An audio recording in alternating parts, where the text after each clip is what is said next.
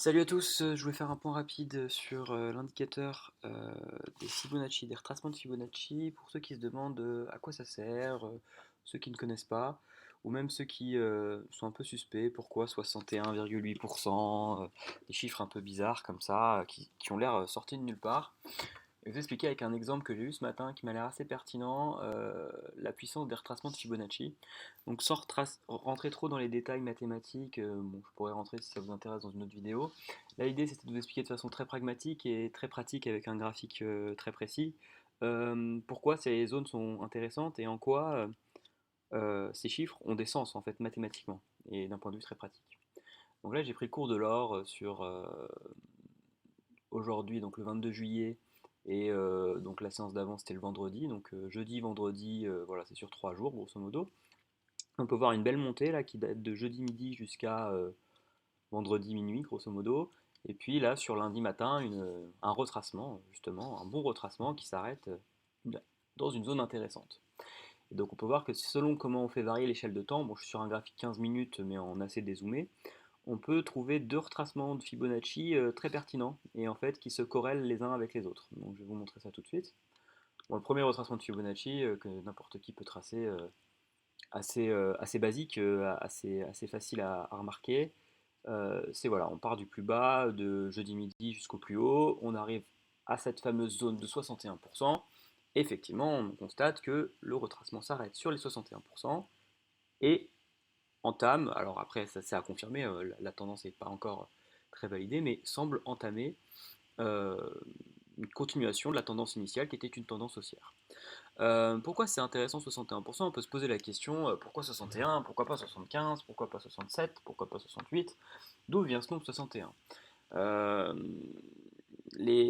alors ça vient d'une suite hein, très connue, le nombre d'or pour ceux qui connaissent, 1 plus racine de 5 sur 2, mais surtout avant de rentrer mathématiquement, je le ferai peut-être dans une autre vidéo, moi je vais vous montrer d'un point de vue très pragmatique ce qui est intéressant avec ce petit outil, c'est que si on prend une autre échelle de temps, donc là on a vu sur une échelle de temps d'une tendance à 3 jours, une tendance haussière à 3 jours, on a un redressement sur une demi-journée. Voilà l'échelle de temps qu'on a pris grosso modo. Si je prends une échelle de temps un tout petit peu plus courte, vous allez voir, ça va être intéressant, ça va vous intéresser. Euh, je fais le même exercice, sauf que cette fois, je me place sur de lundi matin, là, de lundi minuit, jusqu'à... ah, c'est pas lundi, c'est vendredi. De vendredi minuit jusqu'à vendredi 20h.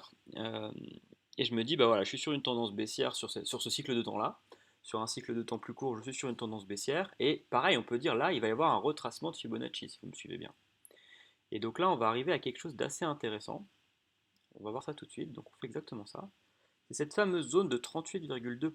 Alors on va la regarder. Donc il nous dit, voilà, le premier retracement de Fibonacci, dans les théories de Fibonacci, on devrait arriver autour de 1432. Donc du coup, on devrait trouver un objectif, un premier objectif, en tout cas si on pense que ça va retracer, autour de 1432. Pourquoi ce 1432 est intéressant? Parce qu'il corrèle deux échelles de temps différentes. C'est ça la puissance du ratio de Fibonacci, et c'est pour ça que c'est 38,2% et 61,8%. C'est pas du tout du hasard, je vais vous le montrer. Tac, tac, tac. Alors je marque juste le repère pour qu'on s'y retrouve. Pour qu'on s'y retrouve, je marque le repère avec un petit repère horizontal. Voilà, donc les 31,8%, on va les mettre là. Et vous allez voir ça. Donc là, si je me mets sur une tendance court terme, une tendance de temps un peu plus courte, j'ai un retracement potentiel sur une tendance baissière qui va retracer à 38,2, donc qui devrait retracer autour de 1432. Je matche ça avec mon premier retracement, si vous vous rappelez bien, ma tendance long terme. Hop, et qu'est-ce que je remarque? De façon assez. Alors certains diront magique, mais en fait c'est que des maths hein, derrière. Hein, si vous voulez, je ferai une vidéo technique qui explique pourquoi 38,2% c'est les mêmes dans les deux cas. C'est ça la puissance. En fait, c'est pour ça que le ratio de Fibonacci est intéressant et c'est pour ça qu'on l'utilise en fait. Et c'est l'utilité de ce nombre, c'est de là qu'il vient. Hein. Si jamais vous êtes demandé qu'est-ce qu'il y a derrière ce nombre, et ben le 38,2% match totalement avec enfin là c'est à peu près, hein, j'ai pas tracé pile poil sur le point, mais normalement ça match totalement avec le premier retracement de la première période. Donc en fait, si on veut synthétiser, si on veut arriver à une généralité, c'est ça qui est intéressant et c'est ça qu'on traîne, on traîne des spots un peu réplicables. Et donc là, on pourrait prendre un trade, et enfin là c'est un peu tard pour rentrer, mais on aurait pu prendre un trade où on aurait pu avoir une analyse macro en se disant il y a de très très grandes chances, on a deux repères différents qui nous disent ça, que ça va retracer à 1432. Euh, Pourquoi ça fait ça? Alors, si on veut généraliser, on peut dire que sur une tendance d'un temps un peu plus long, si le premier retracement de Fibonacci arrive à 61,8% et qu'il entame du coup, qui réentame la tendance, ben, on peut analyser le retracement comme une tendance en elle-même sur une échelle de temps plus courte, et le retracement du coup atteindra le même stade des 38,2% en fait. Ça sera le même nombre. Euh, alors sur eToro, je ne peux pas tracer deux Fibonacci en même temps, mais il faudrait le faire. Là, si vous tracez une Fibonacci entre, sur ma souris, le point ici et le point le plus bas, vous allez avoir un 38,2% qui est exactement le même que la tendance initiale.